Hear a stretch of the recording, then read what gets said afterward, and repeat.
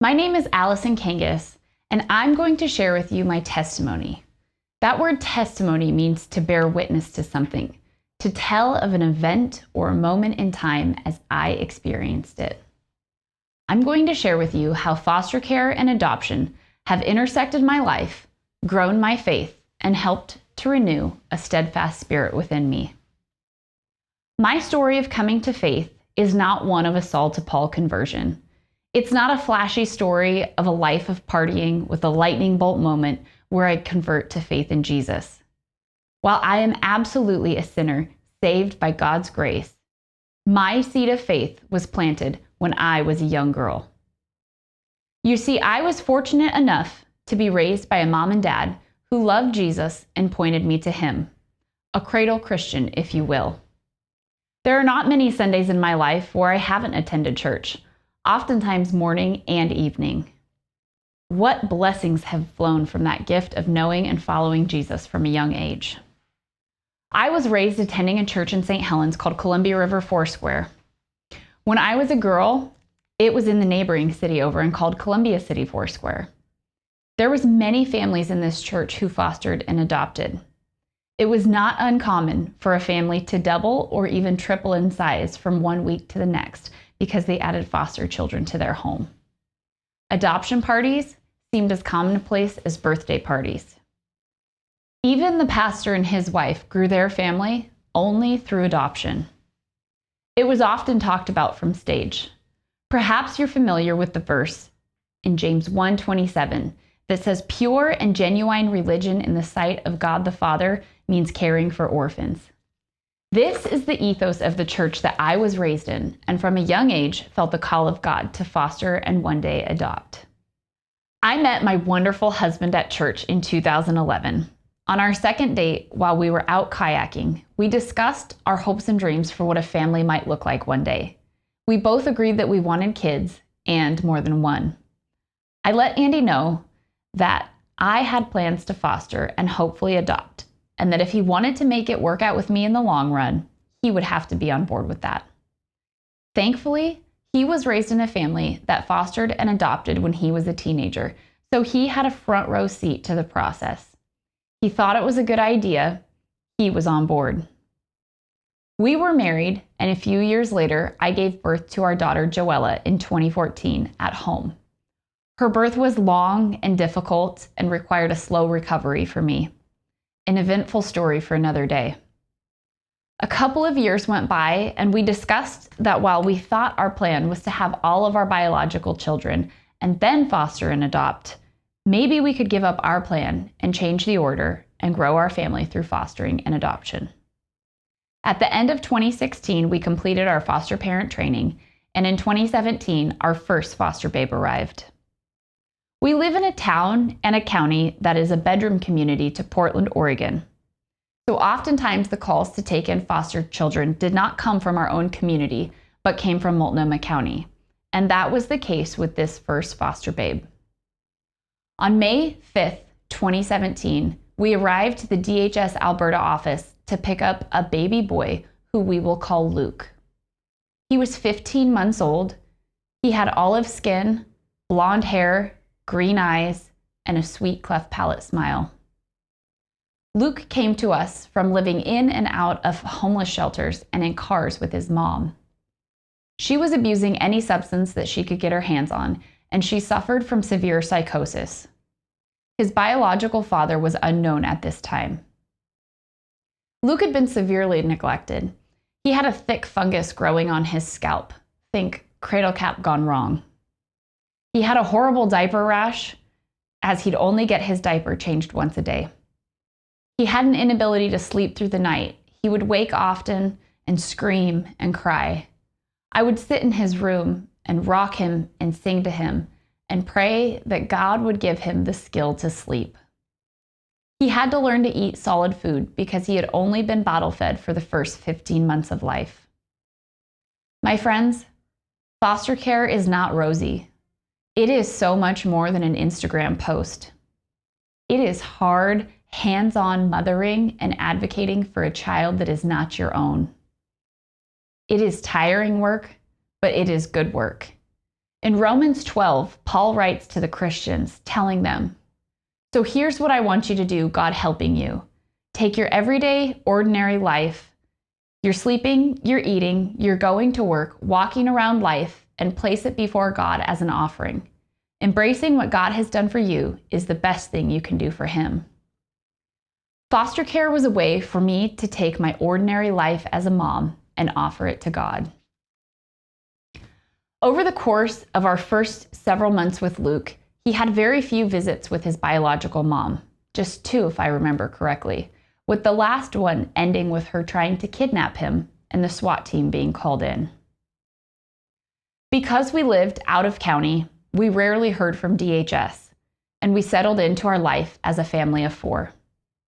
When we did speak to DHS, it became obvious that a case plan change to adoption was on the horizon, and he would likely become a permanent part of our family. Luke began talking, calling me mom and Andy dad. He was fully a part of our family, loved by our parents just as any of the grandchildren were. He was also a challenge. He was very stubborn. He had difficult behaviors that came from being affected by alcohol in utero and neglected for his first year of life. But we were committed to this little guy. Around Christmas time, DHS told us that they found his biological father living in Alaska and that he was Native. That meant this case would become an ICWA case. ICWA is a fancy government acronym that stands for the Indian Child Welfare Act, which is a law enacted by Congress in the 1970s. While it aimed to keep Native families together, it also placed the best interest of a Native tribe above the best interest of a child. In its application in our case, we found the law to be outdated and detrimental to Luke. You see, one of the things that the law states is the placement of preference of where a foster child is to live.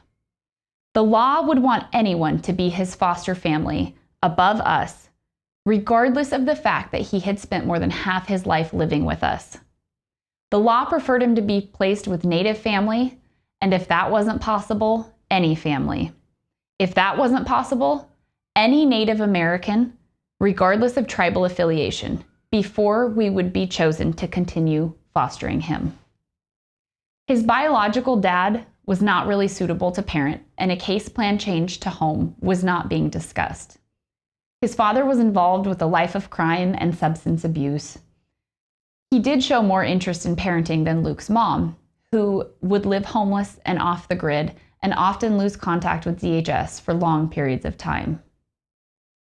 Plans started to be made to move him to Alaska to live with an aunt he had never met. In January, we celebrated Luke's 2nd birthday on our 5th wedding anniversary. In the spring, we got a call on a Thursday that they would be moving him Sunday. We were heartbroken, devastated that he'd leave our home and we would likely never see him again. A year of progress, of health, of happiness, and love, totally uprooted in the blink of an eye.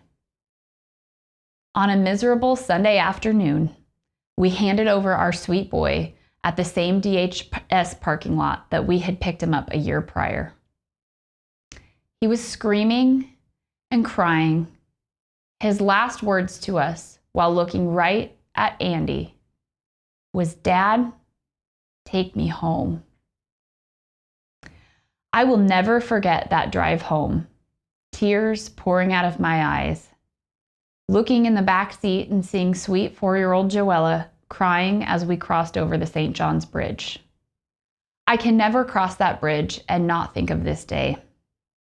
I am still in awe of my husband's strength to be able to drive us home that day. I remember laying on the sofa that evening, wailing. The deepest grief I had ever felt was sinking in, and it was thick.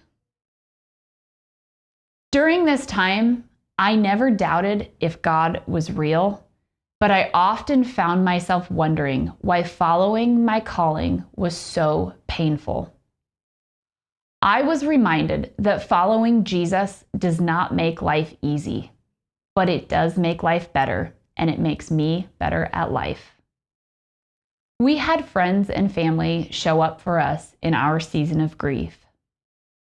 The day after Luke left us, my good friend Katrina and her husband Greg showed up unannounced with our favorite Chinese food. They sat with us and they cried with us. I had friends to go on runs with and to talk with. Exercise was a wonderful outlet for my grief. We had friends and family that weren't afraid to check in on us, to ask questions, or to talk about their memories of Luke. Within a couple of weeks of this great loss, I had an amazing job offer that started a career I never knew I wanted, that has brought me many blessings to this day. This season of grief was a reminder to us that who you hang out with matters. God works through his followers. He speaks through them. If you aren't constantly surrounded by people following Jesus, he can't speak to you through them. He can't bring you comfort through his body of Christ. He can't renew your steadfast spirit and begin a new work. In Psalm 147:3, it is promised that God will heal the brokenhearted and he will bind up their wounds. And that is just what God has done in my life.